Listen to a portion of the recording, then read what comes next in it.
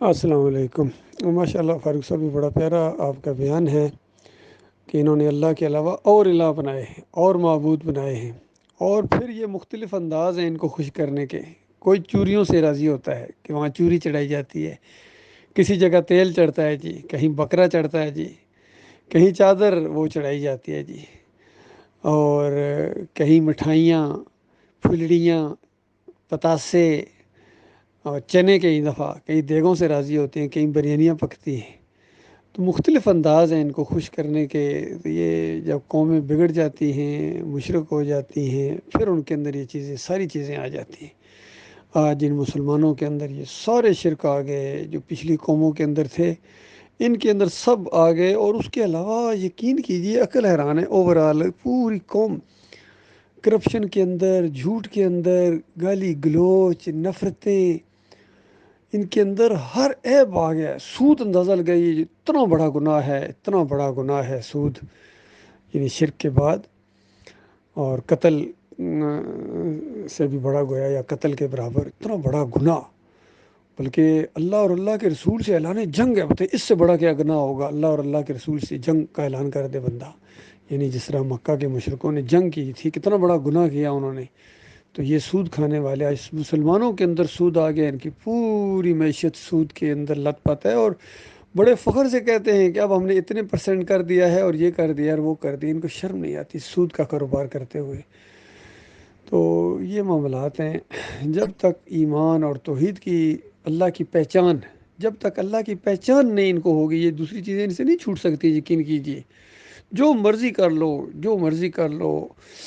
بڑا افسوس ہوا اس دن، ایک بیان سا سنا اس کا طارق جمیل کا، کہ یہ پتہ نہیں ریونڈ سے آ رہے تھے یا جا رہے تھے ٹرین، اب ان کا اپنا ایک انداز ہے، ٹرین سے باہر انہوں نے جھانکا، اور عوام چونکہ اسٹیشن کے اوپر کھڑی ہوتی ہے، اور عوام ہے شدائی ان لوگوں کے، اور کافی لوگوں نے ہاتھ ملانے کی کوشش کی، تو اتنا متکبر آدمی ہے یہ ہاتھ تو ملاتا نہیں ہے۔ اور پھر اس کے بعد کہنے لگے کہ بس ذرا خاموش ہوں تاکہ کچھ میں بیان کر سکوں اس مختصر وقت میں۔ تو کیا بیان انہوں نے یہ کہ آج بس، اچھا حدیث سنا رہے ہیں، اندازہ لگائیے کہاں کی بات کہاں فٹ کر رہے ہیں، کہ نبی علیہ السلام نے کہا کہ بہت بڑا عمل، نماز، روزے، حج، زکوٰۃ سے بھی بڑا عمل، جہاد سے بھی بڑا عمل، وہ یہ کہ تم آپس میں محبت کرو۔ آپس میں محبت کرنا اللہ کے لیے، ایمان کے لیے، یہ بہت بڑا عمل ہے، واقعی بہت بڑا عمل ہے، اس میں کوئی شک نہیں۔ الحب للہ والبغض للہ، اللہ کے لیے محبت کرنا ایمان خالص کی وجہ سے، جس کے بارے میں اللہ تعالیٰ نے کہا ہے نبی یہ پوری زمین کی دولت آپ خرچ کرتے تو ان کے دل آپس میں نہیں جوڑ سکتے تھے۔ یہ جو محبت کا انداز ہے صحابہ کے اندر، یہ میری وجہ سے مالک فرماتا ہے، یہ میری محبت کی وجہ سے بیٹھے ہوئے، میں نے دل ان کے جوڑے ہیں۔ تو یہ بہت بڑا عمل ہے واقعی۔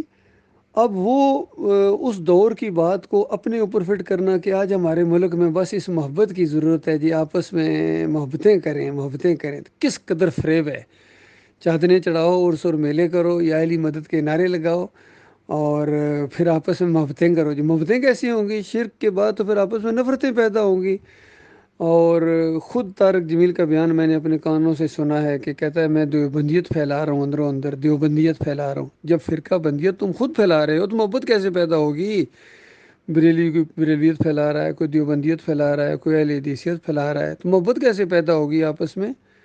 یہ بہت بڑی جہالت بھی ہے اور بہت بڑا فریب بھی ہے۔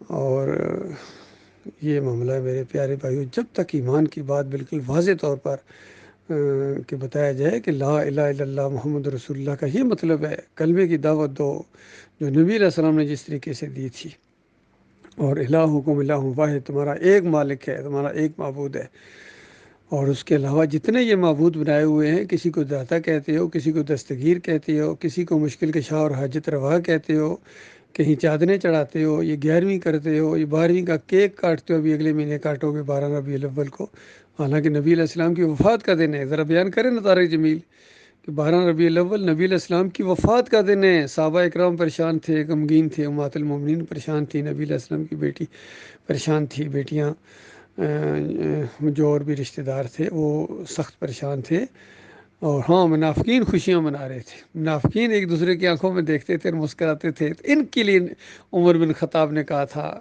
کہ ابھی نبی علیہ السلام جو ہیں وہ اس طرح جس طرح موسیٰ علیہ السلام کوہ طور پر گئے تھے، یا جس طریقے سے ابھی پھر وہ دوبارہ زندہ ہوں گے اور پھر تمہاری گردنیں کاٹیں گے۔ تو ظاہری بات ہے منافقین ہی کو تو کہہ رہے تھے، مخلص مومنوں کو تو نہیں کہہ رہے تھے۔ تو یہ اور پھر تلوار نکالی اور کہا کہ جس نے کہا نبی علیہ السلام فوت ہو گئے میں اس کی گردن اڑاتا ہوں، کس کو کہہ رہے؟ یہ منافقوں کو کہہ رہے تھے، بے ایمانوں کو۔ کبھی کسی مخلص مومن کے لیے سوال ہی پیدا نہیں ہوتا۔ تو بعد میں ابو بکر صدیق نے خطبہ دیا اور سارا معاملہ ہو گیا، اور پورے صحابہ کہتے ہیں یہ آیتیں ہماری زبانوں پر جاری ہو گئیں کہ وما محمد اللہ رسول قد خلت من قبل رسل، محمد صلی اللہ علیہ وسلم ایک رسول ہی تو ہیں، ان سے پہلے بھی رسول ہو گزرے ہیں، اگر یہ اپنی طبی موت مریں یا ان کو قتل کر دیا جائے کسی جنگ کے اندر، شہید ہو جائیں، تو کیا الٹے پاؤں پھر جاؤ گے؟ جو الٹے پاؤں پھرے گا وہ اللہ کا کچھ نقصان نہیں پہنچائے گا، اللہ تعالیٰ اپنے شکر گزار بندوں کو اجر دے کے رہے گا۔ جس طرح یہ ایک امت کا سب سے بڑا اجماع اس ایک معاملے پر ہوا۔ ذرا طارق جمیل بیان کرے نا، ہر جگہ میرے نبی میرے نبی، تیرا نبی صلی اللہ علیہ وسلم کیا تعلق ہے؟ میرا نبی، میرے نبی نے یہ فرمایا، میرے نبی نے فرمایا، تو خود نبی علیہ السلام کی ایک بات نہیں مانتا ہے۔ تو یہ معاملہ اللہ کے بندو، ان فریب کاروں کے جال سے نکلو، چاہے یہ علی انجینئر ہو، چاہے یہ طارق جمیل ہو، یا طاہر القادری ہو، یا فضل الرحمان ہو، سارے ایک ہی کشتی کے مسافر ہیں۔ ان کے اکابرین بھی شرک کے دائی گزرے ہیں، اور ان کی جب شرک اور کفر کو ہم نے واضح کیا ہے تو اب کہتے ہیں کہ آپ گستاخی کرتے ہو، اکابرین کو نہیں مانتے ہو۔ ان کی کتابیں ذرا پڑھو، پھر آپ کو پتہ چلے گا کیا انہوں نے پھیلایا ہے یہاں۔ تو جب تک اس طرح ان کا پورا پوسٹ مارٹم نہیں کیا جائے گا اور پوری طرح ایمان کو علیحدہ بیان کیا جائے، شرک اور کفر کو علیحدہ بیان کیے جائے، پھر یہ دعوت دی جائے کہ شرک اور کفر کو چھوڑو، ایمان خالص کی طرف آؤ، ان فرقوں سے نکلو، مسلکوں سے نکلو، سیاسی جماعتوں کی کوئی گنجائش نہیں ہے، جمہوریت بذات خود ایک مشرکانہ نظام ہے۔ ذرا طارق جمیل صاحب کہیں نا، ہرگز نہیں کہہ سکتے۔ فضل الرحمان خود اس کے اندر لت پات ہے، اور خادم حسین رضوی بھی اسی کے اندر کودے ہیں، حتیٰ کہ حافظ سعید جیسا آدمی اسی شرکیہ نظام کے اندر کودے ہیں، سارے مودودی صاحب بھی کودے ہیں، سارے، کسی نے اس کا رد نہیں کیا ہے۔